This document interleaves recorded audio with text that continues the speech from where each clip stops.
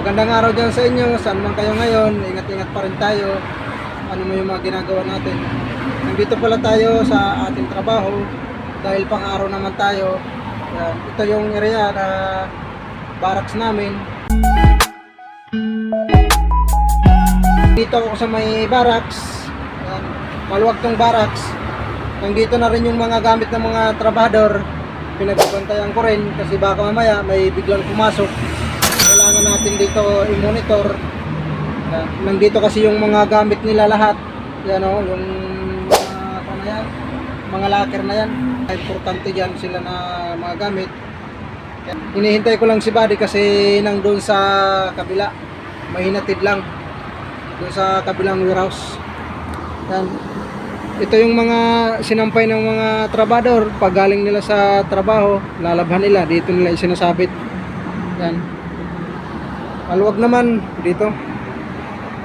Medyo okay naman dito yung trabaho. Wala naman tayong nakikitang mga dahilan na para magka-problema. Marunong naman tayo makisama. Yung mga trabador, maayos din sila makisama sa atin. Kaya nandito pa rin tayo mga trabador. Zero lang yung bubong.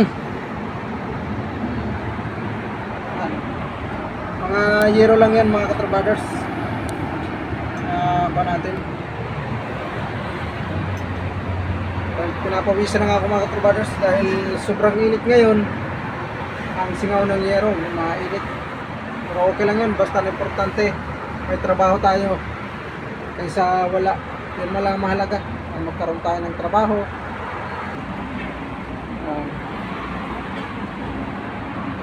Thank you pala sa mga nagko-comment dyan. Thank you so much sa inyo dyan. Yung mga baguhan pa dyan, pa-subscribe mo ng aking channel, Morada Brothers TV. At sa aking mga subscriber, shoutout sa inyo dyan lahat, saan man kayo ngayon. Shoutout sa MacArthur, sa Fiesta, shoutout sa inyo dyan lahat. Sana nag-enjoy kayo lahat dyan. Minsan, taga Pandan, taga Montreal, sa Nacinto, Burias, at sa Kabangkalan, Santo Niño, shout out sa inyo dyan. Sana nag-enjoy kayo ng fiesta kahit wala tayo dyan. Hindi tayo nakauwi ng fiesta. Kasunod na lang tayo uwi ng fiesta. Para naman kahit paano mga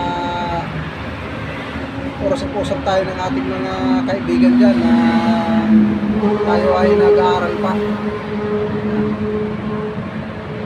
Hanggang dito na lang muna tayo mga katrabadors. Thank you so much sa suporta.